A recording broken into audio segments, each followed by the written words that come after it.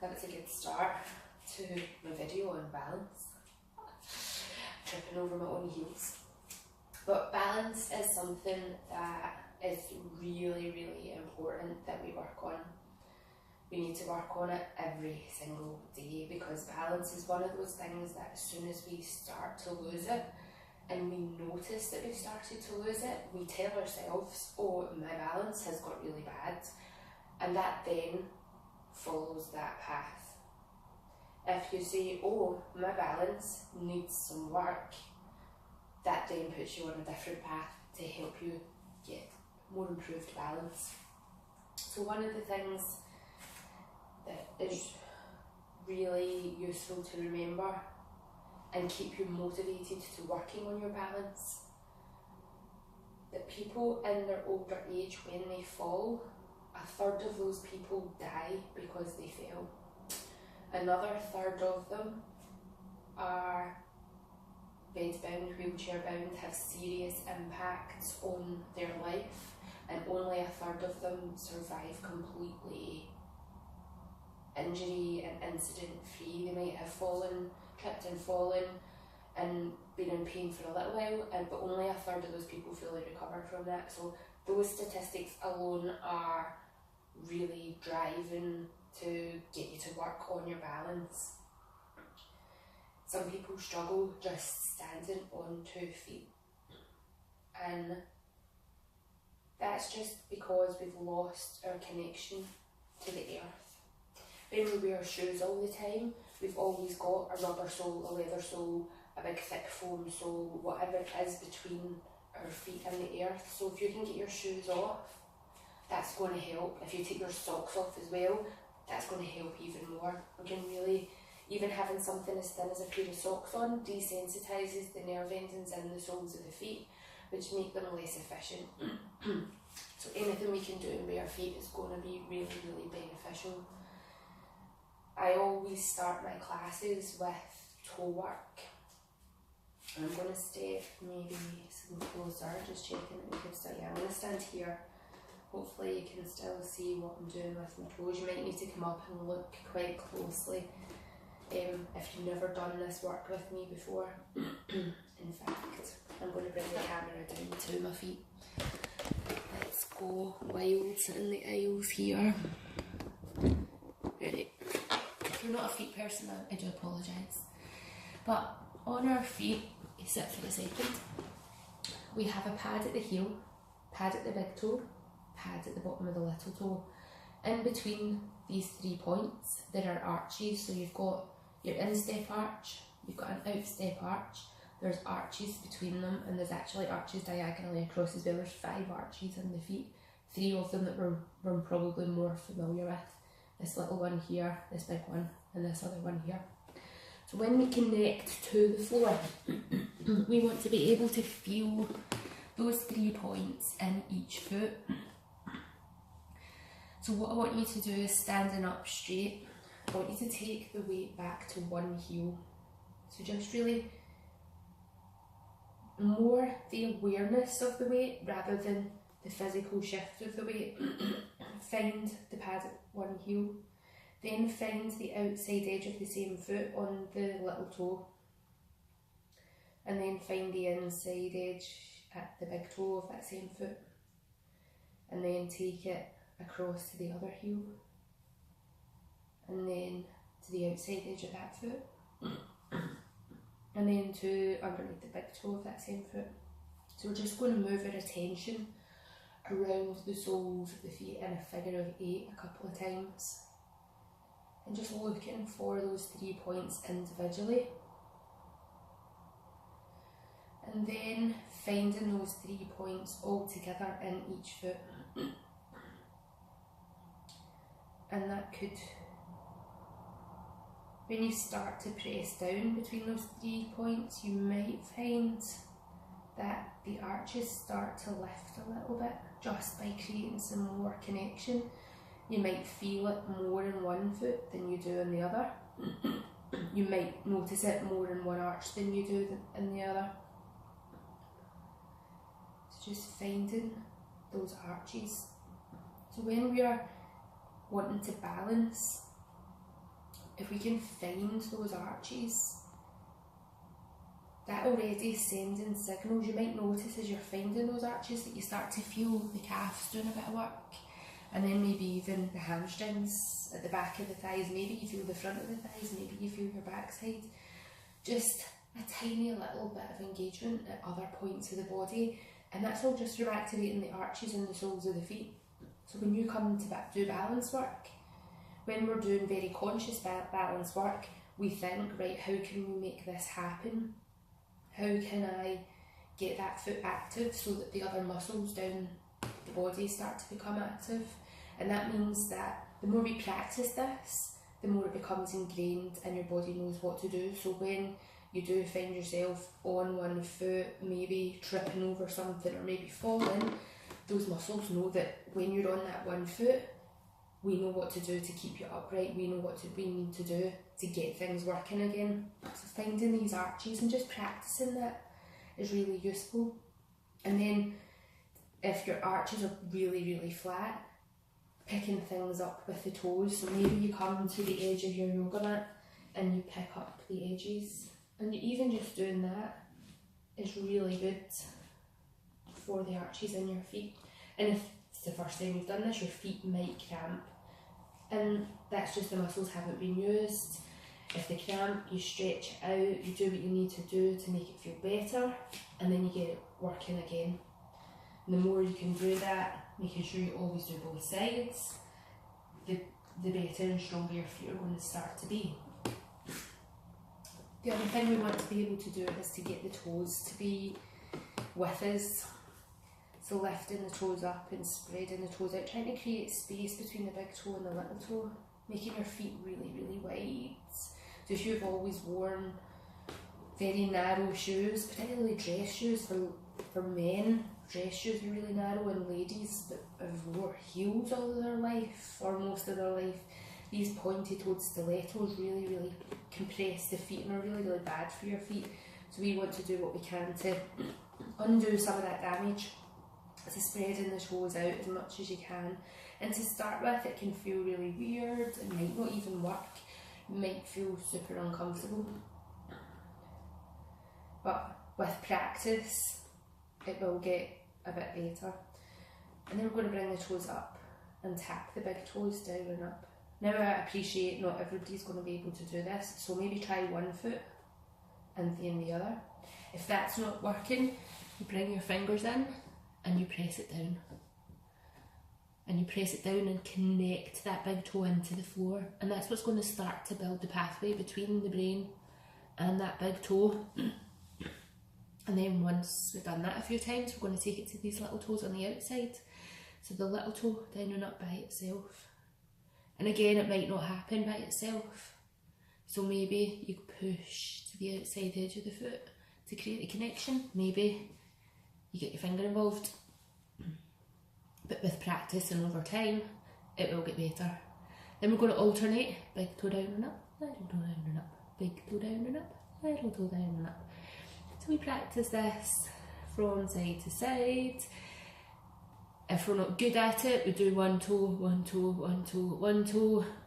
If we are good at it, big toe on one foot, little toe on the other, big toe on one foot, little toe on the other, and alternate that. So we're playing about with the feet and the toes, trying to get them to do things that maybe they don't normally do. And then we wiggle the toes out, and then we bring all the toes up. And we're going to bring the big toe and the little toe down and keep the other three toes in the middle up. So for some people they go big toe down and then little toe. For other people they go little toe down and then big toe. For other people you need to come down and hold the three toes up and use your fingers to press those big toes down. When I first started doing this, neither foot worked. Then I could only do it if I went big toe and then little toe. Now I can do it with practice, little toe, then big toe. Don't expect it to come overnight, but these things will all strengthen the feet and start to help us get better balance. Now, on top of that, I'm going to move the camera back so we can get whole body.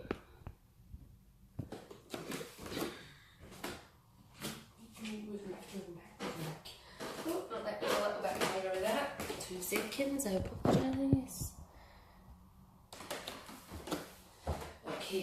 So, let's find balance now. If your balance is pretty good, something to do is to stand on softer surfaces. Softer surfaces your body, the nerve endings find more challenging to connect. So if your balance isn't that great, come onto a harder floor. The harder floor just gives that better, more firmer connection. So I'm going to stand somewhere in between. I've got a pile of mats here, so I'm going to be in between. We're going to start off just spreading the toes out, thinking about our Pilates alignment where we're standing tall, shoulders are dropped back, chin's tucked in, tummy muscles are drawn in, butts engaged. We're going to take the weight over into one foot, spreading the toes, and bring the other heel up. So we're taking the load first. If you feel a bit wobbly, that's okay. We're going to work on building strength, and from strength comes the balance. So don't think that if you have to hold on, that you're not doing any good. What you're doing when you hold on is working on the strength to work towards the balance. Is sometimes you can be really, really good at balance on one side and not so good on the other side. And to me, that just means that there's a bit of a weakness in that side, or a bit of tightness that doesn't allow the muscles to activate in the way that we want them to be able to support your balance. So we work on building strength and making sure that you've got lots of free movement in around all the muscles and all the joints around there. But what we're going to do today to start is we're lifting that heel up. So we want to work with gravity here. We want to ground down into the floor, but we also want to lift that energy up. So remember when we lifted the arches just a minute ago? We want to find those 3 bony points of the foot. Now this is all for practice to help build stronger, more consistent balance.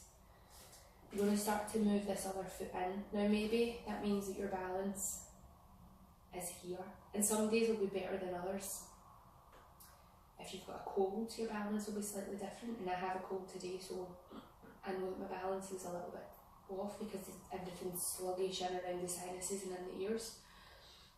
If you've had a really stressful period in your life, so if somebody's not well, if you've lost your job, if you're just really unhappy at your job, or somebody's really annoyed you, all of these little things play into how your balance is.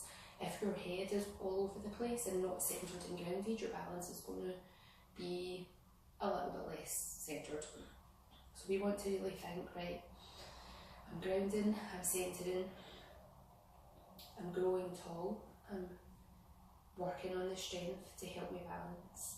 And then when you feel grounded, that's when you start to bring this other foot up. So we're just going to have the knee straight out in front, the foot start off relaxed, and see how you feel. Now if you're wobbling about a little bit, your foot's just trying to find space, that's okay. If you are wobbling about a little bit, sometimes bringing your hands onto your hips just helps things centre and ground. Sometimes taking the arms out in line with the shoulders, or be next to a wall or have a chair in front of you that you can put your fingertips on, just to give you something that helps you ground and helps you centre. So wherever it feels right, so the knees coming up in front of the hip, have the foot relaxed, and then flex the foot so you're pulling the toes back, and see if that makes you feel more grounded or less grounded. If it's less, let the foot relax again. If when you pull the toes back you have a wee wobble, then settle, let that happen and see how it feels, see if it feels strong. Now we're going to take this knee out of our centre of gravity, so we're going to take it out to the side. And you'll see my leg wobbles a little bit as we do that. But you're noticing the wobble and thinking about what can you do to correct it. Can you stand a bit taller? Can you pull the tummy in? Can you just use the muscles to pull your ankle back towards the centre? And see if you go, that's fine, you come back and you start again. And it's absolutely fine to do that. Have a laugh with yourself about it, don't be really serious. When you fall here and go, oh my god, my balance is terrible, my balance is awful, you're running that pattern in your head. If you go, oops, going to correct that, that's a totally different experience in your whole body and in your whole brain. This is fun, this is okay to fall, it's always okay to fall. If your leg starts to get really tired, you shake it off. And then you work the other side. Don't keep, if this leg starts to get really, really, really tired, don't keep trying to push through, because the more tired it gets, the more challenging it's going to be to find the balance. So switch to the other side, find the 3 points, have the shoulders drop back and down, start to bring the toe in, bring your hands onto your hips, take your arms out and line the shoulders, take your hands where it feels good to help you balance, and then start to bring the knee up. And this side might feel different to the other side. It might feel more grounded, it might feel less grounded. Try about the position of that foot, let the foot relax, pull the toes back, do whatever, keep it wherever feels grounded. And then we're going to take the knee out to the side. If you keep your eyes focused on one thing that's on the floor that's not moving, that's going to help you. And then once you start to feel really grounded, you can start to move your eye line up a little bit, all the way to looking up towards the ceiling. Bringing it back in, and then bringing it down.